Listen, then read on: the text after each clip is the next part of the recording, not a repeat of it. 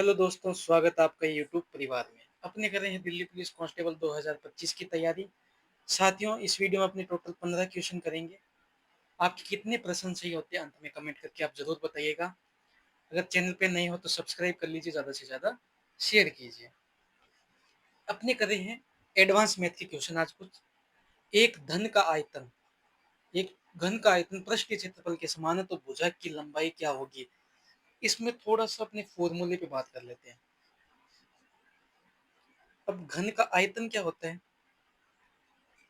घन का आयतन होता है भुजा क्यूब। भुजा क्यूब, ठीक है। अब घन का विकर्ण, विकर्ण क्या होता है? ए रूट थ्री, ये होता है विकर्ण। अब घन का पार्श्व पृष्ठीय क्षेत्रफल, पार्श्व पृष्ठ का क्षेत्रफल जिसको बोलते हैं L S A. L S A बोलते हैं लिटरली सरफेस एरिया। इसका क्या होता है? 4a², 4 भुजा स्क्वायर। अब यहाँ संपूर्ण घन का संपूर्ण पृष्ठ का क्षेत्रफल, संपूर्ण पृष्ठ का TSA, टोटल सरफेस एरिया क्या होता है? 6 भुजा स्क्वायर। ये चार फॉर्मूले आपको याद होने चाहिए साथियों, ठीक है। आज का पहला प्रश्न देखिए। एक घन का आयतन पृष्ठीय क्षेत्रफल के समान है तो भुजा की लंबाई क्या होगी? आयतन पृष्ठीय क्षेत्रफल के समान है, संपूर्ण पृष्ठीय क्षेत्रफल के समान, तो आयतन क्या होता है? भुजा क्यूब, संपूर्ण पृष्ठीय क्षेत्रफल 6 भुजा स्क्वायर। ये कट गया तो ए बराबर क्या बचा? 6।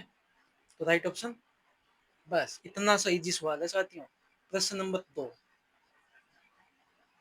यदि एक घन का कुल पृष्ठीय क्षेत्रफल 3456 है तो इसका पार्श्व पृष्ठीय क्षेत्रफल ज्ञात करना है।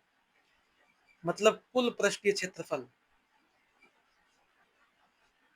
कुल पृष्ठीय क्षेत्रफल मतलब टोटल सरफेस एरिया दे रखा है 3456 इज इक्वल टू 6a²। ठीक है, 6a²। 600, 6 से इसको काटेंगे, 5 के 30, 4 बच के 45, 6 7 42, 6 छक्का 36, 536 a²। तो a² बराबर 536 आ गया, सॉरी 556 आ गया। तो पार्श्व, पार्श्व पृष्ठीय क्षेत्रफल लिटरली सरफेस एरिया कितना जाएगा? तो ये होता है 4a²। तो 4 इंटू a² का मान है 576।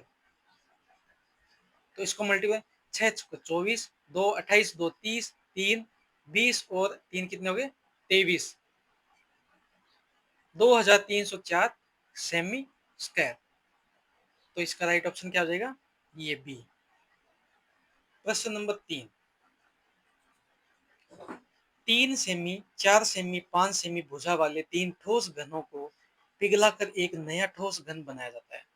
इस प्रकार निर्मित एक पृष्ठीय क्षेत्रफल ज्ञात करना है। अब देखो, क्यूब 1, क्यूब 2, क्यूब 3 पिघलाकर एक बड़ा क्यूब बनाया जाता है, ठीक है। अब इनका आयतन क्या होता है? आयतन भुजा क्यूब होता है। 3 की क्यूब प्लस 4 की क्यूब प्लस 5 की क्यूब बराबर जितना ये मानेगा। तो 3 की क्यूब 27, 4 की क्यूब 64, 5 की क्यूब 125। तो टोटल हो गए 216। ये आ गया नए घन का आयतन। नए घन का आयतन आ गया 216। तो 216 नए घन का आयतन, तो ए क्यूब बराबर 216 है, तो ए बराबर कितना आ गया 6। अब इसको क्या निकालना है, घन का पृष्ठीय क्षेत्रफल। यहां लिख लेते हैं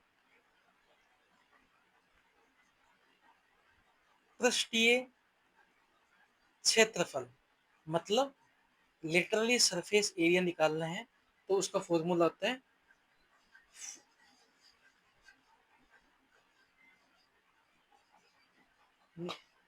पृष्ठीय क्षेत्रफल निकालना है, तो ये होगा टीएस से। टोटल सरफेस एरिया था 6a²। 6a²। 6a²। तो यहाँ आ गया 6 × 6 × 6, तो राइट ऑप्शन 216। प्रश्न नंबर 4, यदि घन की सभी कोरों का योग 48 सेमी है, तो उस घन का आयतन ज्ञात कीजिए।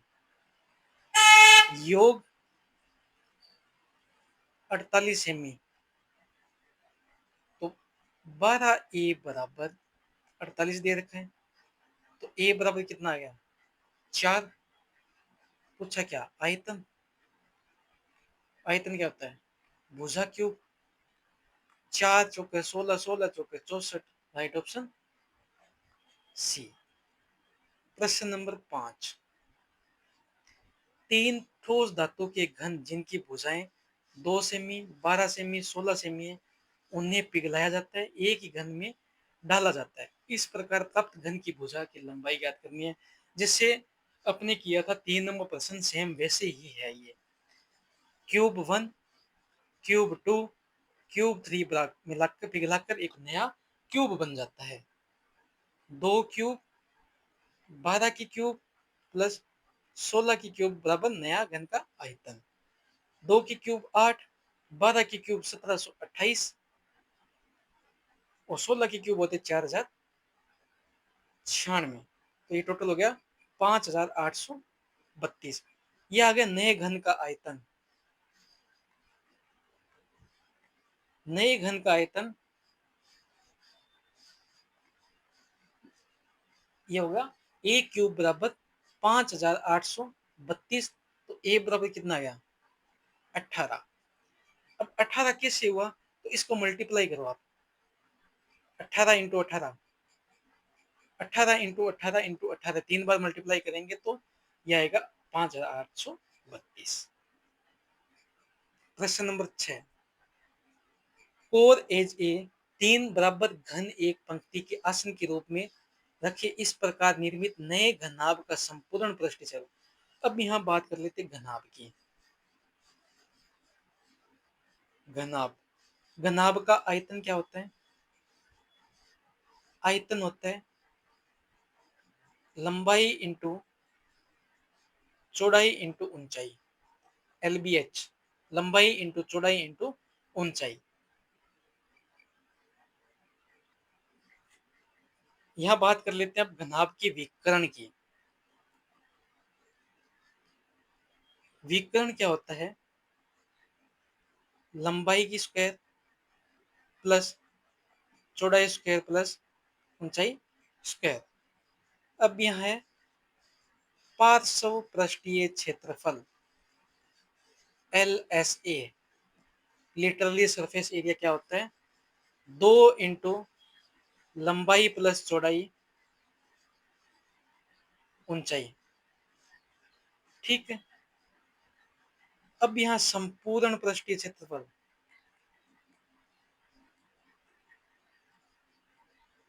टोटल सरफेस एरिया क्या हो जाएगा 2 लंबाई इंटू चौड़ाई प्लस चौड़ाई इंटू ऊंचाई प्लस ऊंचाई इंटू लंबाई। अब इसी पे ही अपने सवाल चलेंगे, तो बहुत इजी सवाल है। 3 बराबर घन, ये कह रहा है कि 3 बराबर जो घन है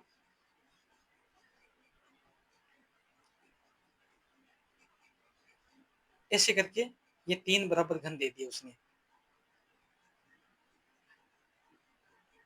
अब इनकी जो लंबाई है 1 2 3, ये ए है, ये भी ए है, ये भी है। ऊंचाई और चौड़ाई ये तो ए ही रहेगी। लंबाई कितनी होगी? 3 ए हो जाएगी। ठीक है। अब लंबाई यहाँ लिख लेते, लंबाई होगी 3 ए, चौड़ाई हो गई अपनी ए, और ऊंचाई हो गई ए। तो संपूर्ण पृष्ठीय क्षेत्रफल, टोटल सरफेस एरिया निकालना अपने को, तो 2 इंटू लंबाई इंटू चौड़ाई प्लस चौड़ाई इंटू ऊंचाई प्लस ऊंचाई इंटू लंबाई, ये फॉर्मूला होता है। तो यहाँ लिखेंगे 2 इंटू 3 इंटू ए प्लस, यहाँ प्लस है साथियों, ए इंटू ए प्लस ए इंटू 3 ए, 2 बराबर 3 ए की स्क्वायर प्लस ए स्क्वायर प्लस 3 ए स्क्वायर। यहाँ पे देखिए ए स्क्वायर कॉमन ले लेते हैं तो बच्चे क्या, 6 नहीं, ये देखो 3 एक 4 एक 5 7, तो ये हो गया 2 इंटू 7 ए स्क्वायर, तो हो गया टोटल 14 ए स्क्वायर। क्वेश्चन नंबर 7,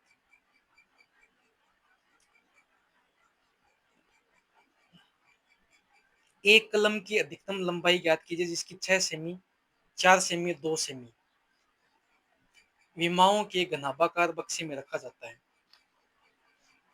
अब घनाभाकार बक्से में रखा जाता है, अधिकतम लंबाई तो मतलब विकर्ण, विकर्ण ज्ञात करना है,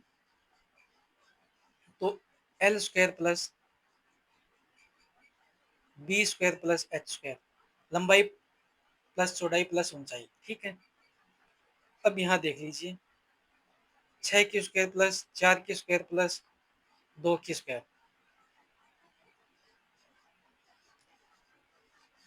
अंडर रूट ये हो गया 36 प्लस 16 प्लस 4, तो ये टोटल कितने हो गए 20, और 36 कितने हो गए 56, 56।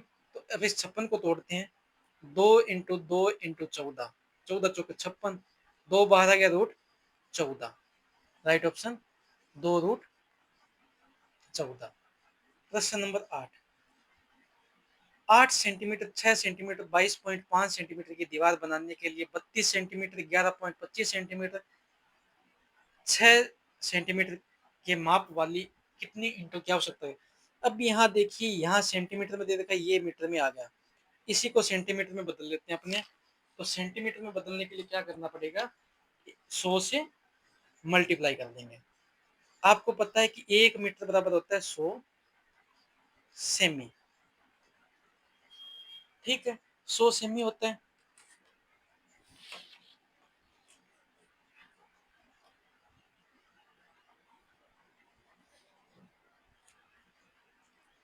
तो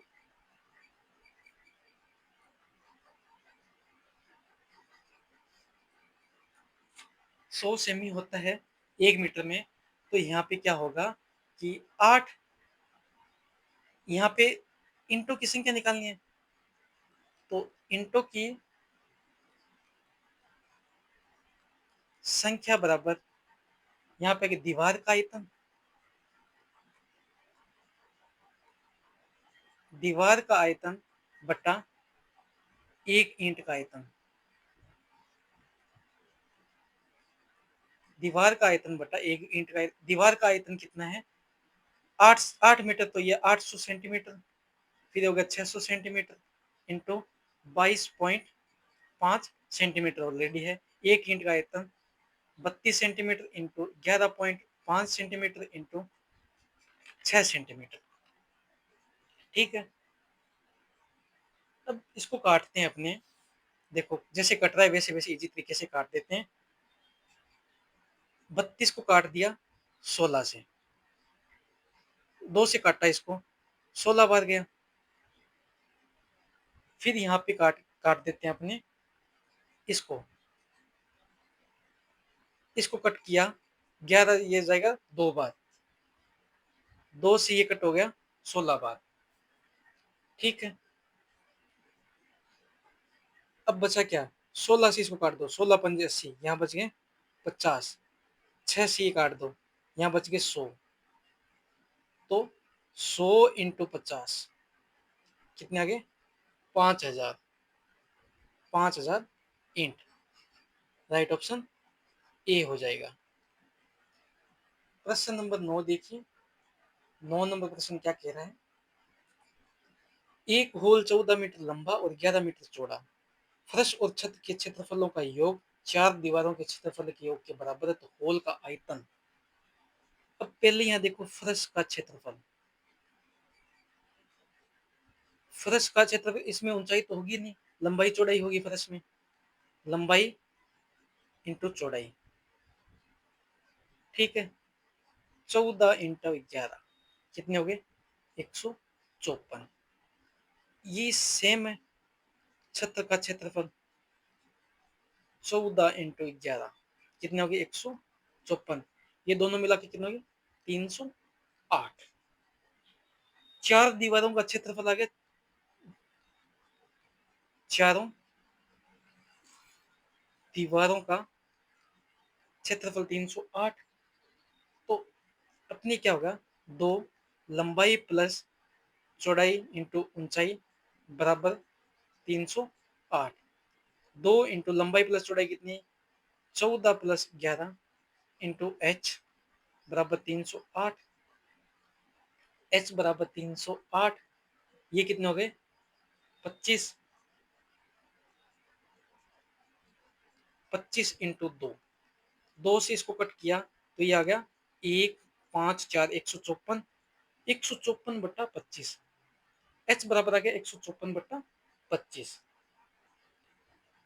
यहाँ लिख लेते हैं, एच बराबर 154/25। अब निकालना है होल का आयतन। आयतन का फॉर्मूला मैंने बताया था, क्या होता है, लंबाई इंटू चौड़ाई इंटू ऊंचाई। लंबाई 14, चौड़ाई 11, ऊंचाई 154/25। इसको सोल्व करेंगे अपने टोटल, तो ये आ जाएगा 948.64। तो राइट ऑप्शन डी हो जाएगा। साथियों, अगर वीडियो अच्छी लगे तो चैनल को सब्सक्राइब कर लीजिए, ज़्यादा से ज़्यादा शेयर कीजिए। मिलते हैं अपनी जल्द ही अगली वीडियो में।